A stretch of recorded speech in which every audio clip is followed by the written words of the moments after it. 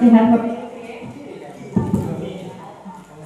Ya, perkenalkan nama saya Meridian Putawati. Saya operator di Puskesmas Parang. Di sini tema Polaris kali ini kita akan membahas seputar edukasi penggunaan dan cara minum obat. Di sini ini kloter diabetes atau hipertensi? Diabetes ya. Oke, di sini Bapak Ibu perlu mengetahui artinya obat yang dikonsumsi itu ada macam-macamnya ya. Di sini ada obat yang dikonsumsi secara minum atau oral, itu biasanya ditelan, dikunyah, bisa diletakkan di bawah lidah. Yang diletakkan di bawah lidah biasanya ISDN ya, untuk obat jantung. Ada yang konsumsi? Ada ya, di lidah ya, sublingual namanya. Terus dilarutkan ke dalam air, dicampurkan dengan susu atau bisa dicampur dengan makanan. Lalu ada yang obat topikal. Obat topikal itu seperti obat yang dioles di permukaan kulit, ya. Itu seperti krim atau gel, ya. Terus ada obat tetes hidung dan tetes telinga. Ini biasanya untuk penyakit-penyakit infeksi daerah mukosa hidung atau di telinga ya. Ini bisa diteteskan langsung ke bagian yang dikehendaki. Jika dikehendaki 5 tetes, untuk pertama diberikan 2 tetes dulu. Jadi bertahap ya. Nanti 3 tetes kemudian agar obat bisa masuk secara optimal. Jadi misalkan jenengan ada penyakit infeksi telinga ya, terus dikasih tulisan di etiketnya itu 3 kali sehari 5 tetes. Jadi nggak langsung 1, 2, 3, 4, 5 enggak. Ditahap ya, supaya obatnya itu masuk dulu, terserap dulu obatnya, baru dilanjutkan tetesan berikutnya. Itu ya. Nah, di sini kita akan belajar seputar cara atau aturan pakai minum obat ya. Di sini biasanya Bapak Ibu konsumsi obat berapa kali sehari? 3 kali. Kalau 3 kali konsumsinya gimana? Pagi, sore, malam ya. Itu hampir benar, tetapi harus diberikan jeda waktu ya. Kalau misalkan 3 kali sehari, pagi, siang, sore, harus dijeda waktu 8 jam. Jadi 24 jam dibagi 3 kali, 8 jam. Jadi misalkan minum jam 7 pagi, habis itu 8 jam, kemudian jam 2 siang, lalu lanjut jam 9 malam. Gitu ya, harusnya diberi jeda 8 jam kalau 3 kali sehari. Kalau 2 kali sehari berarti tiap 12 jam ya. Nah, jam 6 pagi sampai jam 6 sore. Kenapa? Kalau misalkan minum obat nih jam 7 pagi, nanti siang jam 12 sudah minum, nanti efeknya akan kedobelan dari obatnya itu. Cara gampangnya gitu. Jadi mending sesuaikan dengan jam aturannya. Misalnya tiap 8 jam ya dihitung. Misalkan pagi jam 7 pagi baru minum, nanti 8 jam kemudian berarti jam 2 siang. Begitu seterusnya ya. Apalagi untuk ritme penyakit hipertensi atau diabetes itu sebenarnya untuk memberikan efek terapi yang optimal itu harus di jam yang sama minumnya ya. Tidak boleh misalkan mentang-mentang sore baik, enggak kayak gitu. Supaya efektivitas obatnya itu bisa terserap secara maksimal atau optimal. Jadi untuk intensitas penyembuhannya lebih tepat, lebih bagus gitu ya. Terus ada yang dikonsumsi sebelum makan dan sudah makan. Kalau sebelum makan dijeda Ibu berapa menit? Habis subuh itu terus soalnya subuhnya kadang-kadang setengah 6 dari subuh itu minum 1 yang sebelum makan. Termasuk kalau sudah sarapan jam 8 minum yang habis makan. Obat apa yang sebelum makan? Yang sebelum makan itu inaktivasi apa? Pirasinamid apa? Miniaspi. Oh, miniaspi ya. Miniaspi itu pengencer darah ya. Itu kalau misalkan untuk obat-obat pengencer darah bisa dikonsumsi 15 atau 30 menit sebelum makan ya. Untuk obat gula seperti glimepirid, gilbecamid, ya kan obat yang harus diminum tidak boleh dari makan karena takut takutnya apa? Hipoglikemi. Hipoglikemi itu apa? Lemes ya. Jadi 15 menit sebelum makan itu udah harus itu baru bisa makan. Terus ada yang konsumsi metformin di sini? Metformin biasanya konsumsinya gimana? 2 kali. Setelah makan atau saat makan? Tidak paling kan diproduksi. Sebenarnya kalau untuk metformin lebih tepatnya itu saat makan atau suapan pertama makan. Ya, jadi misalkan nih Bapak Ibu sedang dahar gitu ya, 1 atau 2 suap masuk baru diminum metformin. Bagusnya seperti itu karena apa? Mekanisme kerja si metformin ini akan lebih optimal, lebih bagus itu terserap dengan makanan. Tetapi kalau karena Bapak Ibu pun sepuh, jadi lupa ya setelah makan tidak apa-apa. Setelah makan pun juga diberi jeda 15 menit setelah makan. Gitu ya. Maksudnya supaya optimalisasi atau penyerapan makanannya itu bisa tercerna dulu baru minum obat. Gitu nih. Jadi tidak masalah, yang penting rutin ya minumnya. Jadi intinya sebelum atau sesudah makan itu harus diberikan jeda. Ya, jeda sekitar 15 menitan supaya makanan itu dapat terabsorpsi secara baik ke dalam tubuh. Nah, di sini kita akan berbicara seputar cara penyimpanan obat ya. Cara penyimpanannya itu harus dilihat nih Bapak Ibu. Karena tidak semua obat itu bisa disimpan di suhu ruang. Suhu ruang itu seperti ini ya. Ada obat-obat tertentu yang seperti contoh kalau di penyakit diabetes itu seperti insulin. Ada yang menggunakan insulin? Apa Bu insulinnya? Apa warna biru? Novorapid, Novomix, Novorapid kayaknya biasanya. Kalau enggak, Lantus ya. Ya pokoknya sekitar itu ya. Jadi cara penyimpanannya di mana? Kulkas yang di bagian mana? Yang di telur-telur itu. Oke. Ya untuk insulin, Bapak Ibu tidak boleh disimpan dalam freezer ya. Karena itu hormon. Kalau disimpan dalam freezer itu nanti hormonnya akan rusak dan tidak bisa dipakai. Gitu nih. Makanya harus disimpan di dalam kulkas yang bawah di bagian pintu. Sebenarnya kalau sudah digunakan, disimpan di suhu ruang itu tidak masalah. Ya, kalau sudah dibuka, sudah digunakan ya. Tapi disimpan sendiri, jauhkan dari cahaya matahari, jangan terlalu lembab, itu bisa. Tetapi kalau belum digunakan sama sekali buat stok, ya, misalkan ada stok ditaruh di kulkas. Dia bisa bertahan sampai masa expired date. Expired itu masa kadaluarsa.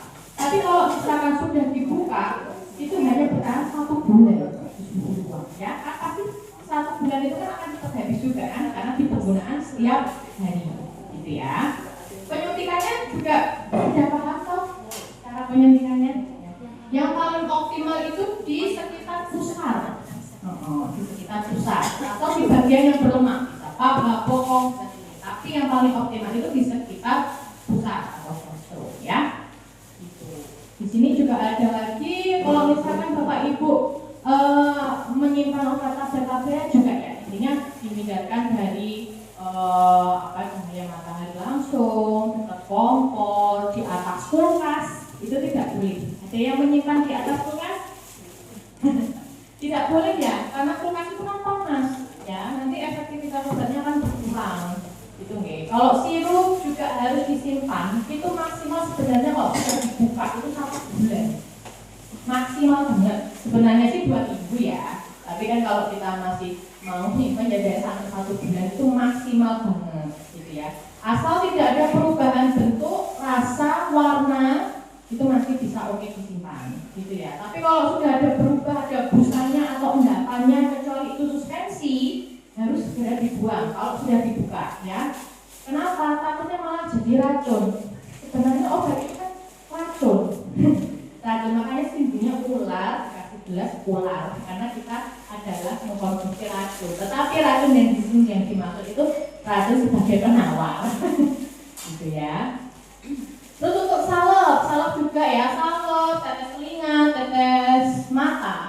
Itu biasanya juga masa simpannya kalau sudah dibuka itu cuma 1 bulan atau 28 hari, gitu ya. Intinya kalau sudah ada perubahan warna, sudah berubah tekstur, langsung dibuang aja, gitu ya.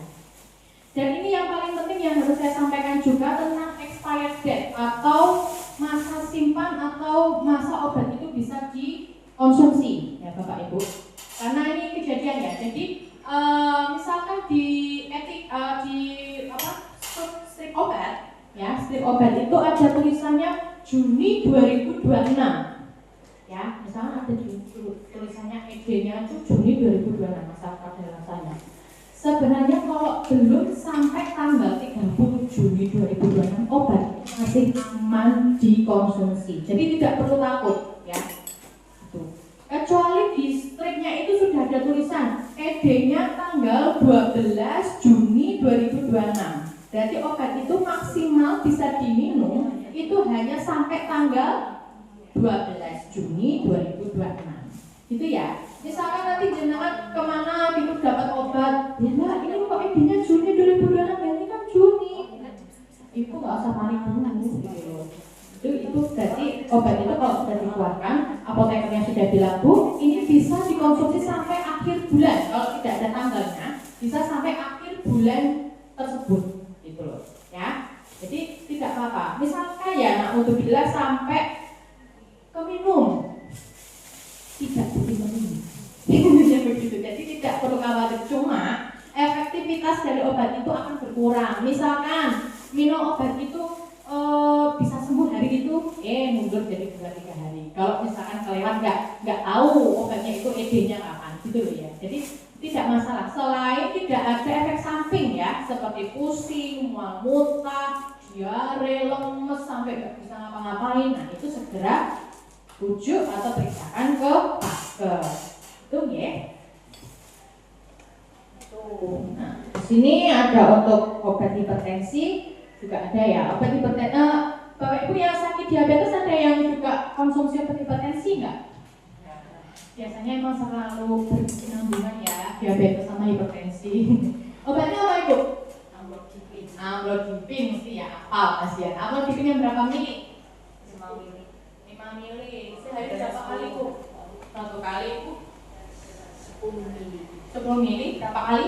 1 kali malam. 1 kali malam. Ibu juga berapa? 1 kali malam. Malam. Itu diminum secara rutin ya. Biasanya kalau sakit diabetes itu memang ada kecenderungan komplikasi dengan hipertensi. Ibu saya juga kayak gitu. Ya tapi beliau itu minumnya kandesatan yang 16 ml. Ya, itu sama. Insulinnya udah pakai Humalog Mix Quick Pen yang 50 dosisnya. Itu kalau mau kasta insulin itu kasta C. Gitu ya. Tapi memang harus dipergunakan obat tersebut karena hanya untuk mengkontrol ya, hanya untuk mengkontrol terus. Karena kan yang saya penyakit diabetes, hipertensi itu kan untuk sembuhnya itu agak jauh atau sulit. Jadinya bisanya hanya dikontrol. Itu nih. Tapi nggak apa-apa, yang penting selagi masih bisa pola hidup sehat, bisa datang ke prolanis, bisa senam, itu kan berarti ada usaha untuk pola hidup lebih sehat. Nanti jadinya ya sudah terkontrol dari obat, juga gaya hidup juga mengikuti, insya Allah akan sehat terus. Gitu ya. Misalkan ada kebas-kebas, kesemutan itu ya tidak masalah karena memang minum obat diabetes atau hipertensi itu memang ada efek samping ya. Namanya juga kita memasukkan racun tapi tetap ada efek samping. Obat itu kan racun gitu ya. Jadi ya untuk menanggulanginya ya kita bisa relaksasi, peregangan, jalan kaki, senam supaya sirkulasi darah dalam tubuh kita itu bisa lancar, gitu ya. Selain itu juga makanannya juga berpengaruh sekali nih Bapak Ibu. Apalagi kan kalau di Padang terkenal dengan gerus ya. Dan gerus, tempe bacem, enak banget itu.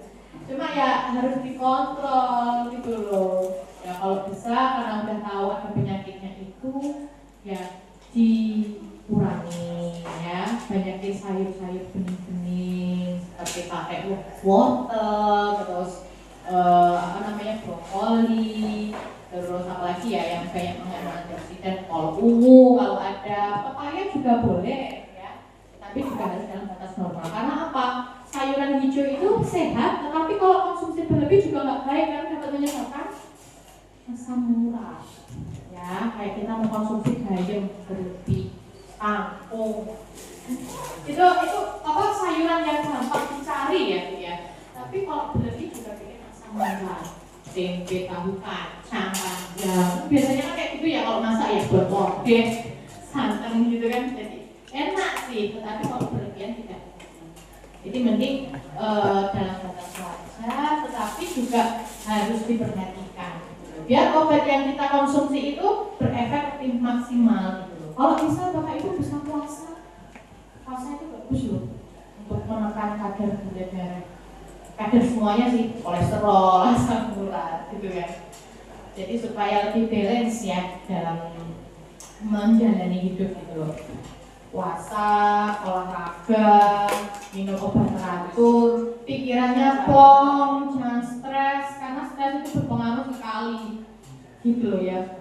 Saya juga kalau stres juga memang sakit soalnya, makanya saya ngomong kayak gini untuk mengajak Bapak Ibu supaya tidak stres ya, supaya saya juga termotivasi untuk tidak stres juga. Karena kalau kita sehatnya kayak gimana pun, kalau kita punya pikiran ya akan jatuh tumbang juga gitu. Jadi jangan sampai seperti itu, gitu ya. Nah ini kalau untuk obat hipertensi itu kan ada captopril, ramipril, lisinopril, itu golongan ACE inhibitor ya. Minumnya harus saat perut kosong atau 1 atau 2 jam sebelum makan. Gitu ya. Terus jangan takut Bapak Ibu, misalkan ya dia bilang, aku nak ambil obat tensi kok ginjalku kena, aku nak ambil obat DF kok ginjalku kena.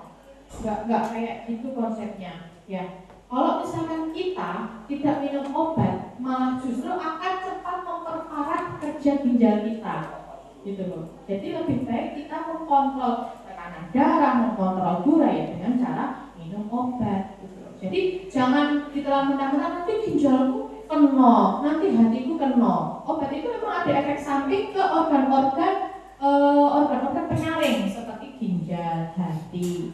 Tetapi kalau kita sesuai dengan takaran atau dosis yang sudah diberikan oleh dokter, itu tidak masalah karena sudah di bawah pemantauan tenaga kesehatan, gitu ya. Asal kita juga berubah pola hidup kita, gitu ya. Mbak, kamu satu jam? Gitu ya. Terus di sini ada obat golongan PCB, kanal kalsium kanal blocker namanya ya, untuk Bapak Ibu ketahui. Contohnya apa? Ada amlodipin yang 5 mili dan amlodipin 10 mili. Maksimal amlodipin itu bisa dikonsumsi itu 10 mg dalam 1 hari. Jadi kalau Bapak Ibu sudah dikasih amlodipin sehari sekali 10 mg, berarti itu sudah dosis maksimal sekali. Jarang sekali yang diberikan 2 kali sehari 10 mg, itu jarang sekali. Biasanya kalau tensinya sangat tinggi atau dia punya riwayat stroke akan dapat kombinasi obat, tidak cuma amlodipin. Dia ada pasiennya ada remodeling jantung, selain menggunakan amlodipin bisa menggunakan bisoprolol, gitu-gitu. Jadi kombinasi, misalkan ada bengkak atau uremia, bisa menggunakan furosemid. Jadi dikombinasi, nggak cuma satu tok, gitu ya. Jadi pengobatan tensi ini juga berpengaruh sekali ke diabetes, gitu loh. Dan diabetes juga penyakit yang berpengaruh sekali ke dalam tekanan darah, gitu ya. Nah, di sini juga ada yang minum furosemid atau HCT nggak? Hidroklorid namanya. Ada yang minum furosemid, HCT? Nggak ada ya? Syukurlah kalau nggak ada. Ini biasanya untuk misalkan Bapak Ibu ada keluhan bengkak di kaki, atau apa namanya ada odem itu bengkak di bagian tubuh. Karena apa? Si amlodipin ini itu efek samping utamanya itu bengkak, Bapak Ibu. Ya bengkak, nggak tahu bengkak di mana, pokoknya bengkak aja. Itu efek samping. Cuma tenang aja, efek samping itu tidak semua pasien bisa mengalami, tergantung. Jadi tergantung dari daya tahan tubuh dan tergantung dari tubuhnya masing-masing gitu loh, ya. Furosemid ini dia itu golongan diuretik kuat ya, untuk berfungsi untuk menurunkan retensi cairan. Bengkak itu kan berarti bisa jadi karena adanya cairan, penumpukan cairan. Nah, efek sampingnya si furosemid atau HCT ini kenapa diminum pagi hari? Yaitu karena menyebabkan tipis terus. Jadi kalau diminum pagi hari kan kita masih aktivitas, jadi tidak mengganggu istirahat, gitu ya. Nah, sekarang kita beralih ke obat diabetes. Obat diabetes sudah paham lah pastilah ya, karena sering mengikuti prolanis tadi sudah paham obat-obat apa saja yang sudah diberikan gitu ya. Nah, untuk metformin ini biasanya sebagai pilihan pertama untuk pasien-pasien yang sakit diabetes tipe 2 gitu ya. Di sini Bapak Ibu yang sakit diabetes itu karena keturunan atau pola makan sih? Keturunan. Wah, berarti pola makan makannya enak tuh ya Pak? Enak, segoan, sego padang, ya Bu? Apa itu sego gelinding dan gondok, apa sih coklat gitu kan? Ya. Memang kayak gitu ya, kalau diabetes itu memang bisa jadi keturunan dari riwayat keluarga, bisa jadi dari rata-rata sekarang pola makan. Ibu saya dulu kena diabetes itu karena sering jajan es teh 3.000-an, yang es teh di jalan tuh 3.000-an.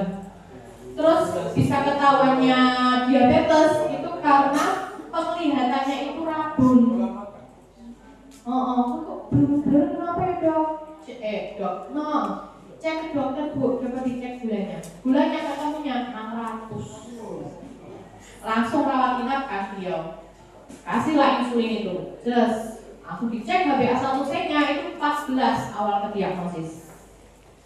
Tinggi banget ya. Bapak Ibu di sini HbA1c-nya udah dicek berapa? 9. Ada yang tahu berapa lagi? Cek HbA1c ini harus rutin ya. Kalau di rumah sakit dekat rumah saya itu sekitar 3-16 kali itu dicek HbA1c. Cuma kalau pas datang untuk kontrol dan ambil obat bisa dicek gula darah sewaktu dan puasa lewat klikan gitu ya. Enggak dari sini juga bisa sih. Kalau di rumah sakit kan itu. Jadi harus dipantau nih Bapak Ibu HbA1c-nya. Alhamdulillah sekarang karena pola hidup sehat juga, makan saya kontrol, HbA1c-nya ibu saya itu sekarang jadinya 6 dari 14 ke 6. Karena yang benar-benar diet, makannya apa? Rebusan. Tapi sekarang agak nakal sih, udah agak nakal lagi sekarang. Makanya udah pakai nasi padang lagi. Ya tapi sesekali lah ya. Kalau kita makan diet terus nanti malah susah kepikiran. Apalagi kalau di sini kan banyak rukun warganya. Kok kadang kesana dikasih es teh gorengan gedang hangat-hangat goreng kan orang kita menghormati yang punya rumah kan makanlah satu. Nanti kesana makanlah satu. Tapi tetap kita harus bisa kontrol ya Bapak Ibu. Apalagi saya sudah pakai insulin juga harus dikontrol karena eman-eman insulin itu kan langsung gitu kan ditembakkan langsung tidak melalui saluran pencernaan ya. Jadi memang harus lebih perhatian ke tubuhnya karena kan itu ditembaknya langsung ke daerah organ ginjal terutama kalau misalkan efek sampingnya terjadi. Itu ya.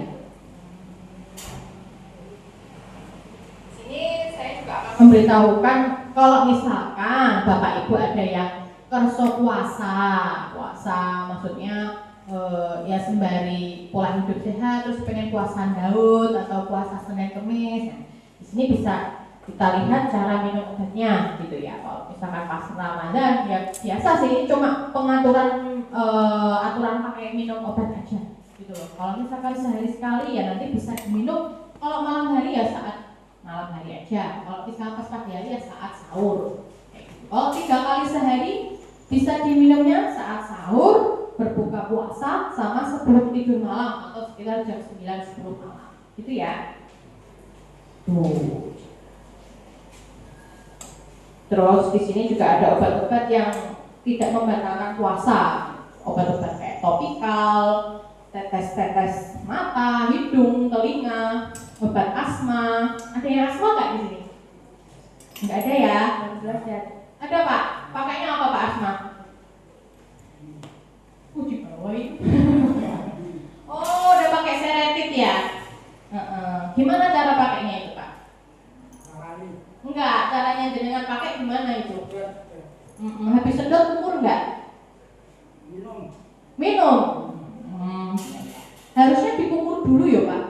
Jadi baru disemprot, terus baru itu jenengan hirup, semprot, habis itu kumur. Karena apa? Kalau obatnya nempel di mukosa mulut bisa bikin sariawan atau mulut kering. Ya, jadi harus dikumur, nggak cuma minum. Kalau minum kan memang bulat. Kalau kumur kan kita ada usaha untuk membersihkan mukosa mulut gitu loh.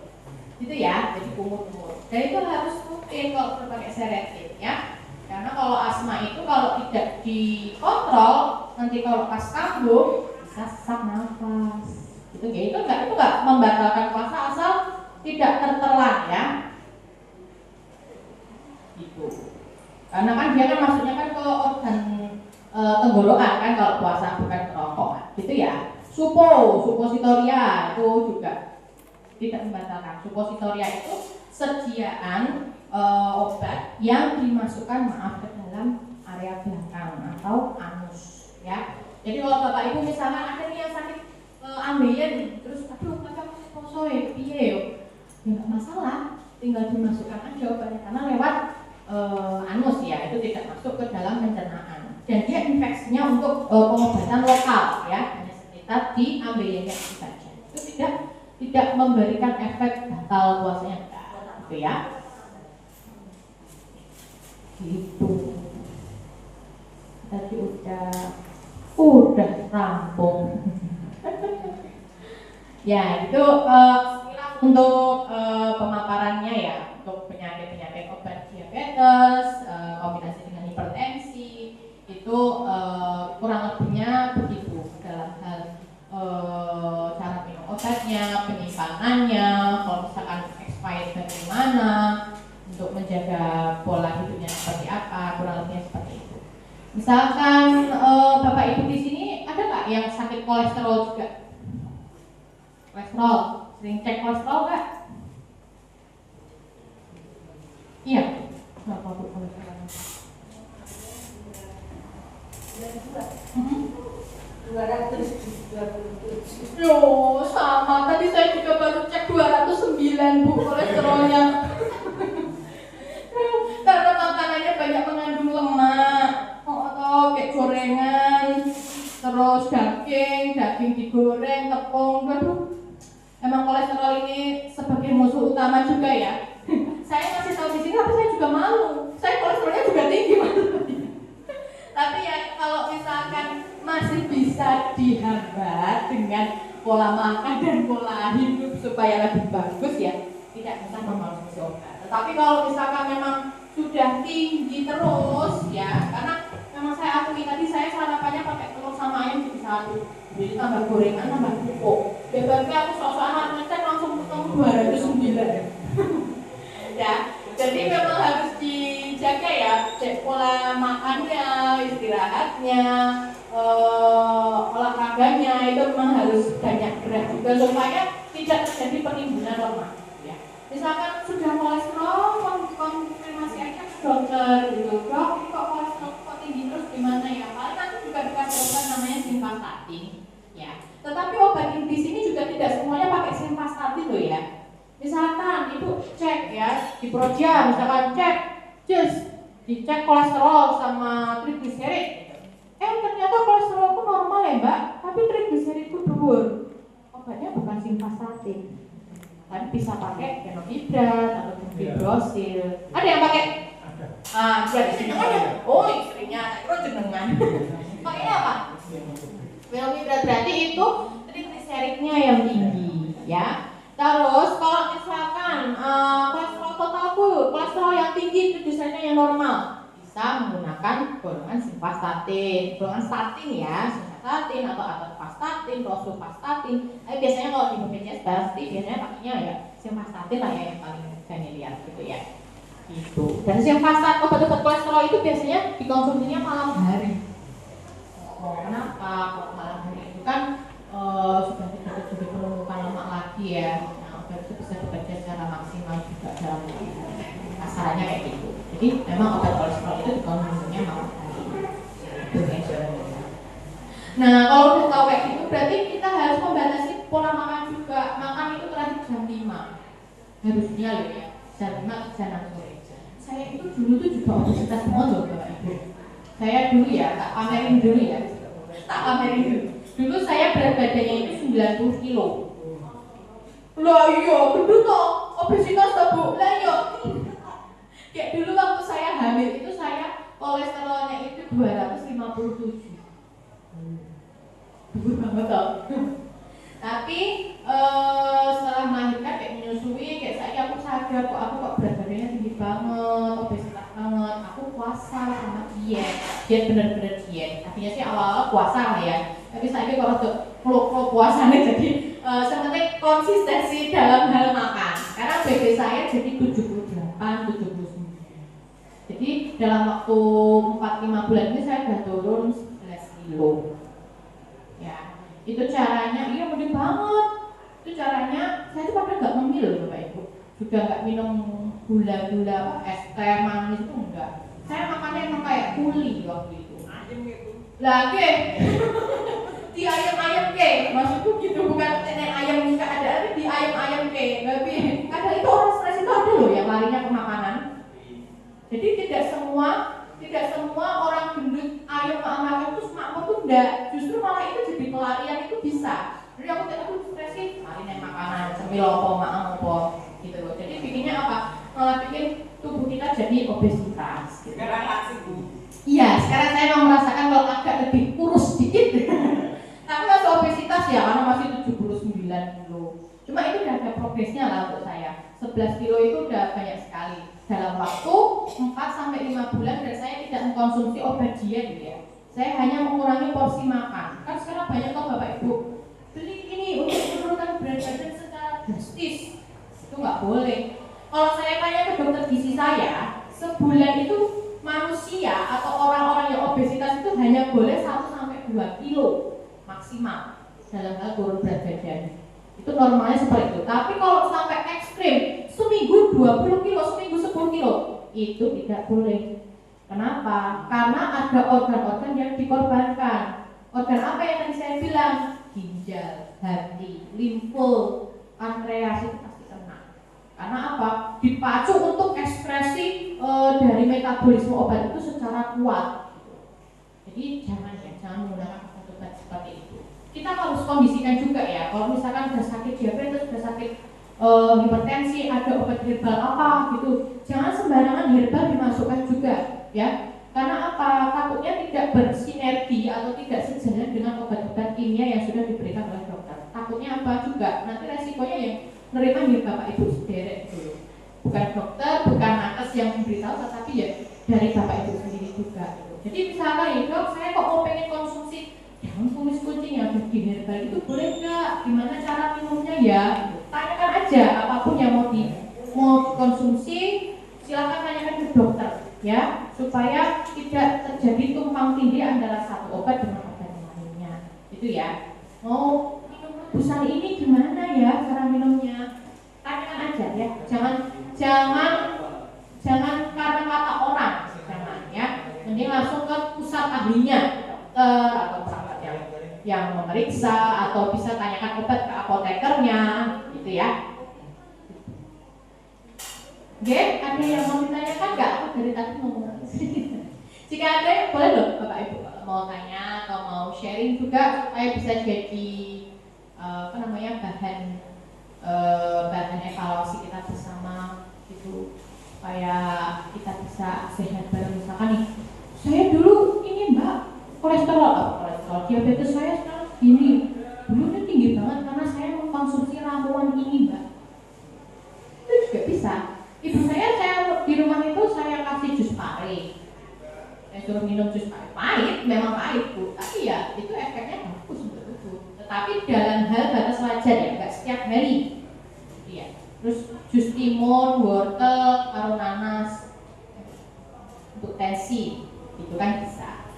Karena kan ibu saya juga ada hipertensi. Dia kalau nggak minum obat tensi, tensinya kadang 150/90. Apalagi kalau pas lagi ada pikiran. Nah, ini penting banget nih. Stres, pikiran itu berpengaruh sekali ke metabolik ya, penyakit metabolik ya. Jadi kalau bisa diusahakan jangan sampai stres, jangan sampai kecapean. Nah, ini sami sibuk sebenarnya. Tapi ini maksudnya kita harus bisa mengkontrol ya. Apalagi kita sudah punya penyakit seperti itu, harus tetap bisa gimana caranya untuk menjaga dan menyeimbangkan supaya mental dan fisik itu tidak tumbang semua. Apalagi sekarang serba mahal ya Bapak Ibu, gitu. Rasakan boten sih, opo-opo larang, bangke arep tuku apa neng Swalayan apa tuku neng pasar dan bawa plastik dhewe saiki plastik berbayar. Gitu loh. Jadi apa ya kita sudah hidup di era sekarang ini ya mau nggak mau harus cepat adaptasinya gitu. Dan bersyukurlah masih hidup di Parangkubito. Karena di Parang ini aku nanti maaf aku orang jaluk godongmu, aku jaluk keramban opomu gitu pasti masih boleh ya. Coba mau di kota-kota dikit-dikit harus beli bu. Nah iya, jadi bersyukurlah masih tinggal di Parangkubito. Di sini tuh enak hawanya. Nah, enak hawanya, terus makanannya juga enak-enak juga. Minusnya sih karena sering jangan terus ya, jadinya dimana-mana kalau saya misalkan di posyandu atau pos biru mesti ada jangan terusnya. Mesti ya timbul itu aku juga suka tuh gara-gara di sini aku jadi suka makan timbul. Cuma minusnya kalau di saya di sini tuh jauh karena kan saya lajur tuh bapak ibu.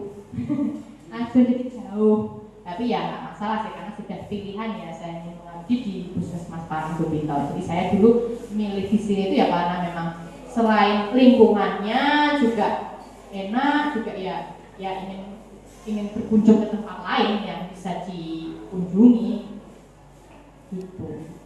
Ini ada yang mau tanya nggak ya kok saya ngomong terus? Perkenalan dong. Udah. Jadi kalau bapak ibu misalkan ada yang pengen tanya-tanya soal obat. Iya Pak. Oh, kalau ada yang mau tanya-tanya soal obat, silakan ke farmasi bisa ya. Saya di farmasi depan mau tanya-tanya. Saya tuh gak gila loh Bapak Ibu. Saya emang kalau ngomong kayak gini. Dan tapi kadang ada yang bilang lu Mbak, kok ngomongnya gila nih kayak. Padahal saya ngomongnya kayak gini. Kawan-kawannya kayak gini gitu. Cuma maksudnya saya ya mungkin untuk introspeksi ya. Saya supaya lebih menurunkan banyak bicara. Soalnya saya kalau ngomong bahasa kromo Inggil tuh kurang bisa ya. Jadinya saya pakai bahasa Indonesia aja supaya bisa dimengerti oleh semuanya. Gitu. Ya monggo loh, kalau ada yang mau tanya-tanya bisa. Kalau ada yang mau. Kalau mengenai kosong itu rian kuat, tapi ada yang itu getar itu. Bapak sakitnya diabetes yuk? Sakitnya diabetes aja? Atau ada penyakit jantung gitu? Enggak ya. Kalau misalkan puasa Bapak merasa tidak kuat, jadi tidak paksa loh Bapak Ibu. Karena kan sudah memiliki penyakit diabetes itu kan memang untuk mekanisme organ dalam tubuh bekerja kayak orang normal itu kan susah. Jadi kalau misalkan tidak kuat, ya tidak bisa dipaksa. Karena kan kalau diabetes itu kan gampang lapar ya, gampang pipis, gampang lemas, gampang minum. Sering minum, itu kan jadi orang diabetes. Jadi memang kalau misalkan tidak kuat tidak bisa dipaksa.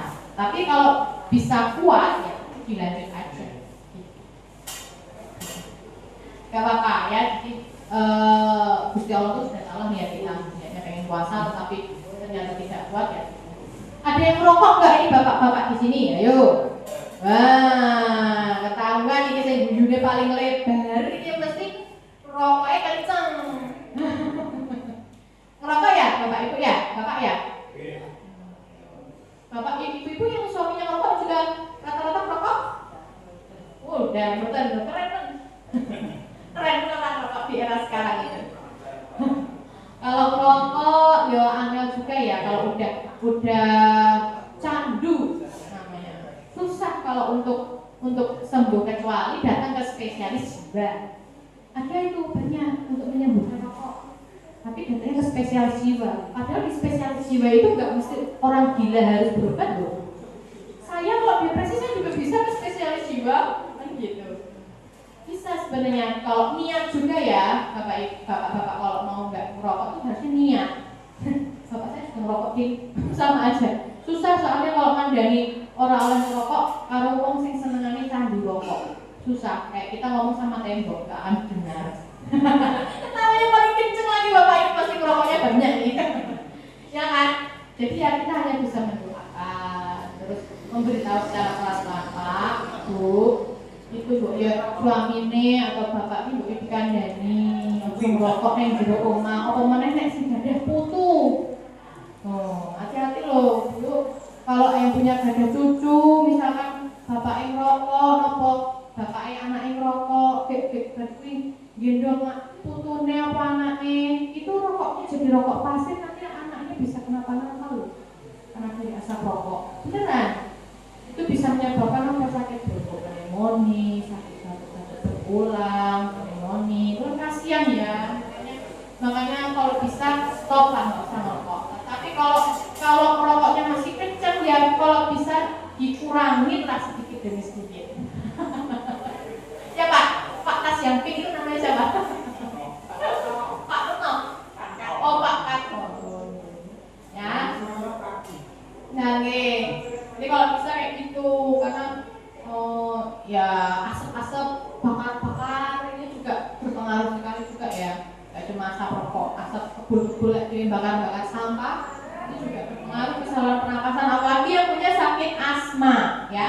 Itu sangat berpengaruh sekali. Kasihan yang bapak-bapak atau ibu-ibu atau saudara-saudara kita yang kena asma terus dilalai sampai rumah kok setengah hari bakar-bakar terus yo. Mereka kalau napas sakit mengi, sesek kayak gitu kalau napas. Kan beda sama orang yang normal, lain biasa. Tapi kalau yang asma kan kasihan. Itu kayak bapak ibu udah 1 jam dulu enggak?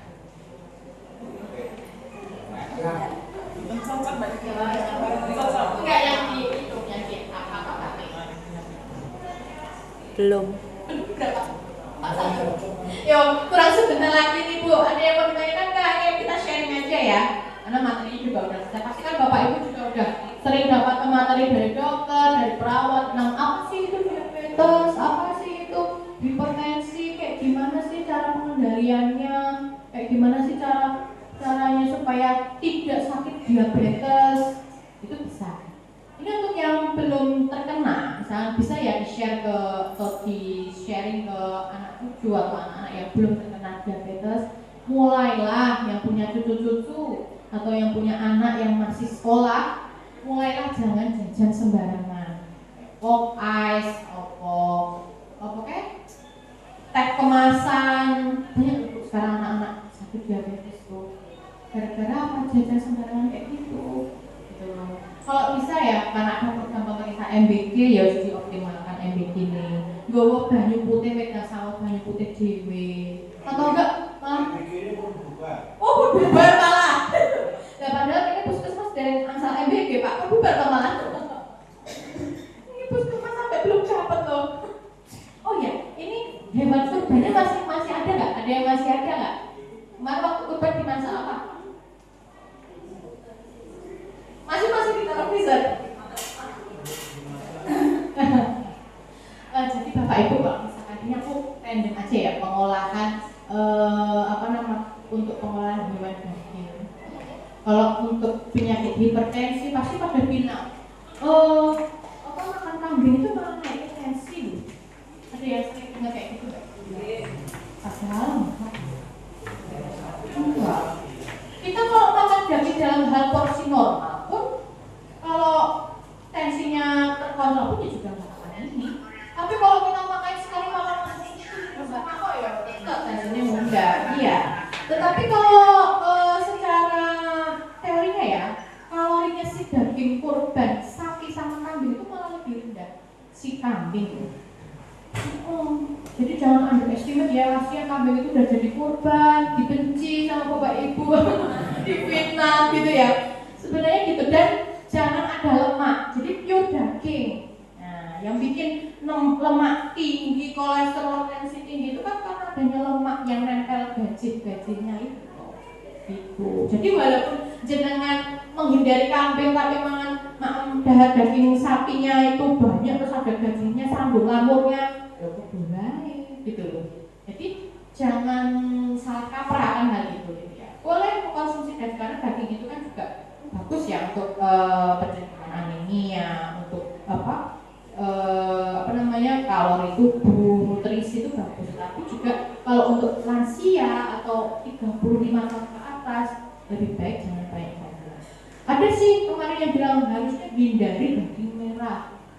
Hindari daging merah itu kayaknya nggak mau makan sekali. Padahal kalau kita tahu porsinya dengan benar ya makan daging merah itu tidak masalah.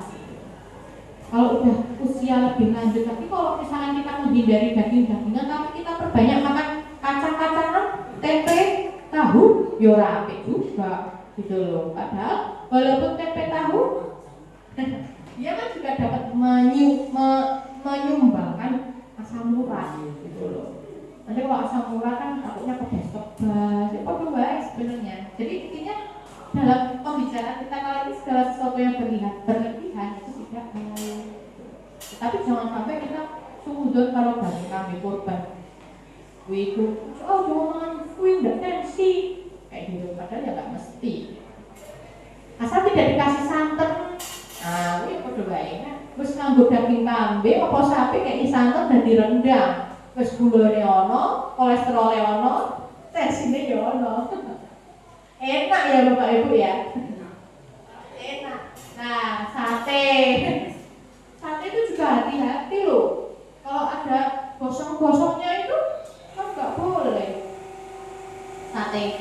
Nah, sate kan kalau orang-orang sini kan kalau dibakar semakin hitam, semakin gosong itu semakin enak. Padahal kalau gosong itu kita makan karbon, arang. Arang itu dapat menyebabkan karsinogenik. Karsinogenik itu apa? Pemicu kanker. Ya, jadi harus hati-hati. Lebih baik balance lah. Back to nature lah. Lalapan, terong digodok.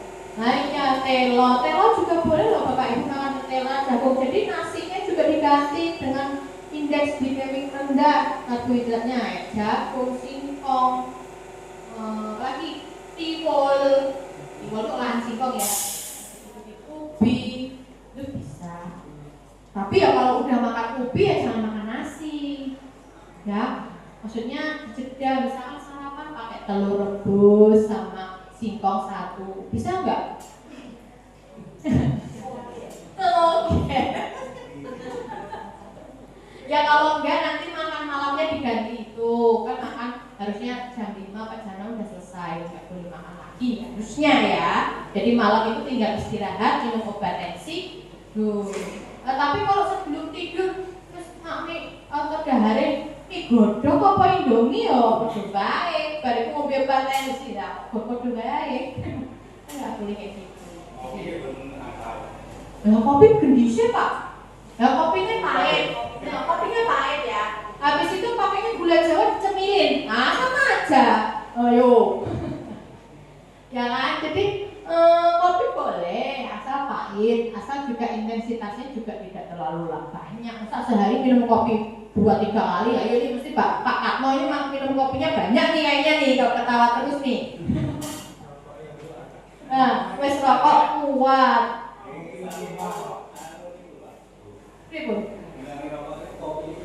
Wow. Dan padahal double. Nah. Ya kok gajinya hilang-hilang ya Pak. Oke, harusnya memang kayak gitu ya. Jadi memang di apa namanya diatur sendiri lah nih Bapak Ibu. Jangan sampai enggak diatur. Dikunci ya Mbak? Oh, seret gitu nih. Ayo kami mukanya Kak ini masih ada sebentar kayaknya. Ini nanti berarti ada pembagian obat ya? Itu kayak pakai insulin. Insulinnya Novomix Lexpen. Oh, siapa yang pakai Novomix? Tadi yang pakai itu siapa? Jenengan ya Bu ya? Jiwet sih. Di rumah Bu itu kan dapatnya berapa sih Pak kalau apa? Jarumnya itu 1 ya? Oh, beli sendiri ya. Yang BG warna apa? Pink apa biru? Pink. Ya, pink ya. Ora iso nek dong, Pak. Ya pakai pink ya. Itu biasanya jenengan ganti sebulan sekali apa seminggu sekali atau gimana? Oh, aku nggak sakit Bu. Harusnya pakai insulin itu harusnya bisa diganti 2-3 hari sekali diganti jenengnya itu. Karena kalau 1 bulan itu kayak semakin tumpul ya, apa nggak sakit gitu loh makanya. Oh masih tinggi loh, berapa sekali ayu? Sekali suntik berapa ayu? 15, 3 kali ya? 2 kali. Itu setelah pakai itu berapa sekarang gulanya berapa? HbA1c nya? Ya bertahap ya Bu ya. Sama dipakai metformin enggak? Liquidol? Enggak ada efek bas atau sering memar ya? Pipisnya dipun enggak ada yang enggak sakit-sakit nyeri-nyeri gitu? Dikasih vitamin mekobalamin enggak? Vitamin salam enggak? Kalau misalnya dikasih ya beli sendiri bisa. Sampai 12. Namanya? Pipis.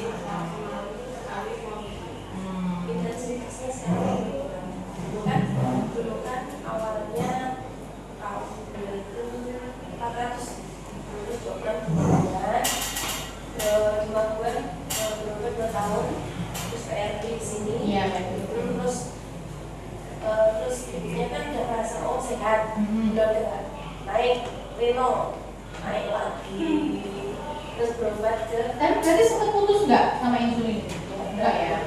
tapi kan Pola makannya lagi? pola makannya itu Congak lagi? Iya. Nakal? merasa terus berobat 5 bulan lagi terus dari 5 bulan PRP lagi sini Kan udah bilang harus kontrol ya. Emang wes disuntik ngene loro kayak gula darah rasa dari kuning.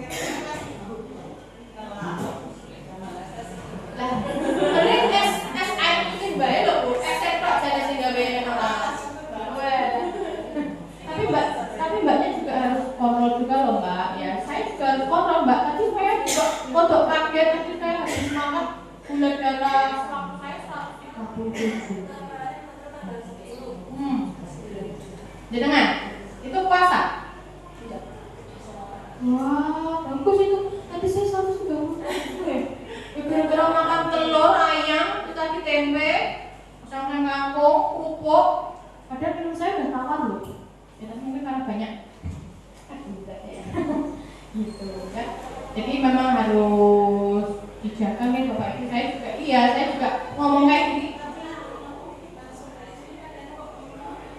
Ya berarti memang di situ peredaran darahnya kurang lancar. Ibu kalau nyuntikin pakai itu enggak? Atau kalau swab enggak? Enggak dulu ya. Nyuntiknya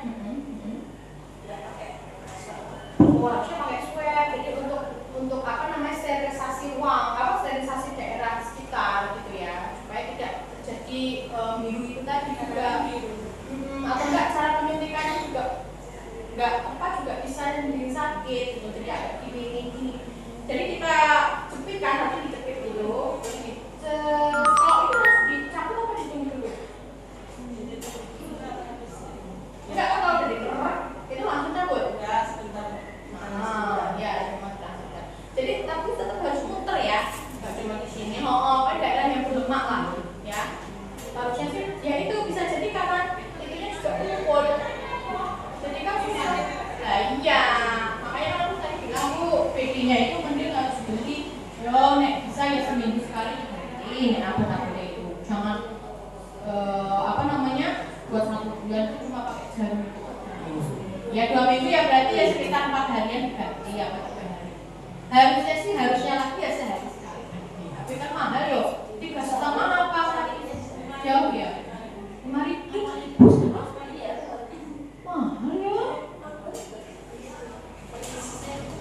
Soalnya saya dapetnya masih 3,5 kali yang pink loh. Saya di ini yang apotek ini loh, ngandong itu.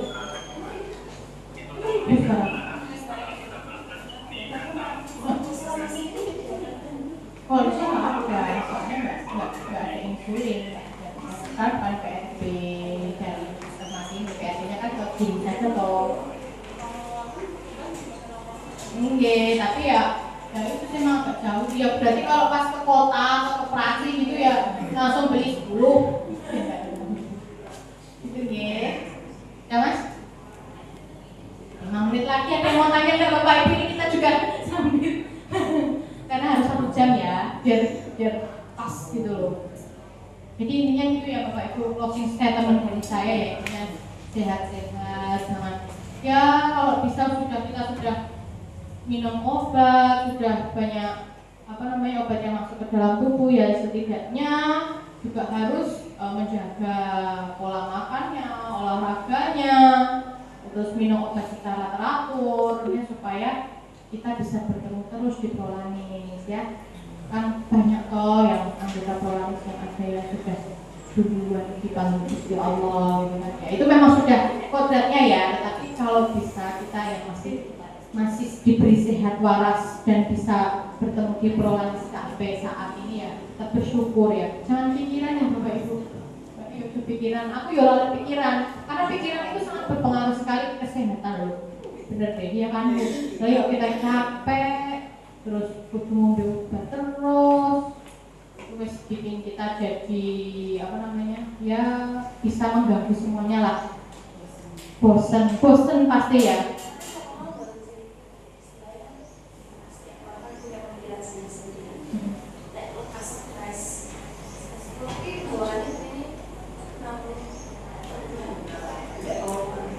Ya itu karena sudah capek mental ya, itu kadang juga gitu. Kalau aku stres, saya larinya ke makan. Ya kayak tadi yang saya omongkan, saya kalau stres larinya ke makan. Kalau dengan stres rebahan.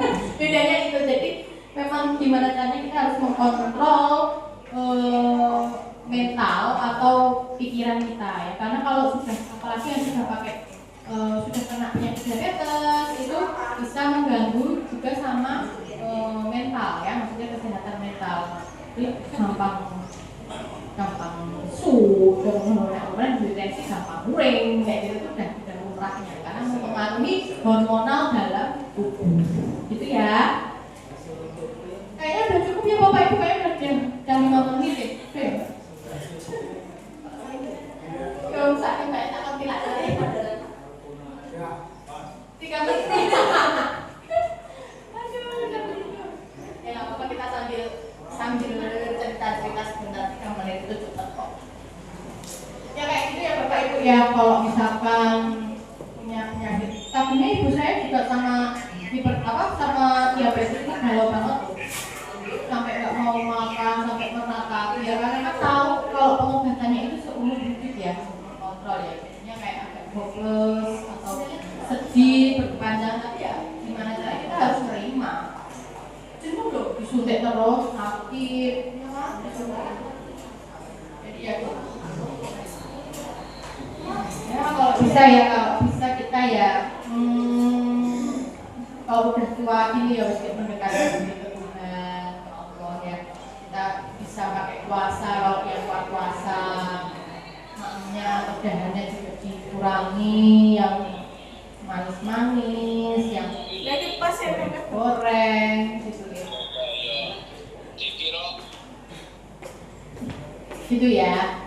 Dan jangan lupa kalau ada prolanis kayak gini, kalau ada tentang dokter atau perawat ngasih tahu atau apa, silakan banyak tanya. Ya kan mumpung dapat ilmu gratis, mumpung dapat konsultasi gratis, nah silakan banyak tanya. Dok, ini harusnya kayak gitu ya, sama dokter bukan ya. Dokter bukan bilang, dok, kalau aku mau konsumsi ini boleh nggak? Tanyakan aja supaya dia juga bisa memberikan edukasi lebih banyak ke Bapak Ibu sekalian. Misalkan bingung, aku kok dikasih obat banyak banget, aku nggak jelas. Sampai farmasi saya bisa ketemu sama saya, bisa minta dijelaskan secara ulang nggak apa-apa. Saya siap menerima konsultasi gratis. Tapi memang Bapak Ibu, saya emang kayak gini ya ngomongnya, jadi jangan dikira saya galak. Saya itu saya galakin soalnya. Jadi memang logatnya kayak gini Bapak Ibu, tapi sebenarnya saya itu sayang sama Bapak Ibu semua. Jadi kalau Bapak Ibu misalnya nggak dong atau lali cara ngambil obatnya itu piye, tapi silakan tanyakan ke farmasi ya, bisa ketemu. Oke, waktunya sudah disilang, berarti sudah selesai. Yes. Sehat-sehat ya Bapak Ibu. Mohon maaf jika saya banyak salahnya, saya penyampaiannya kurang sopan atau gimana ya. Mohon maafkan. Kita bisa bertemu lagi insya Allah di prolanis berikutnya dengan tema yang sama. Karena saya bagian obat ya kali ya sekitaran ibu-ibu aja. Gitu nggih. Terima kasih. Assalamualaikum warahmatullahi wabarakatuh.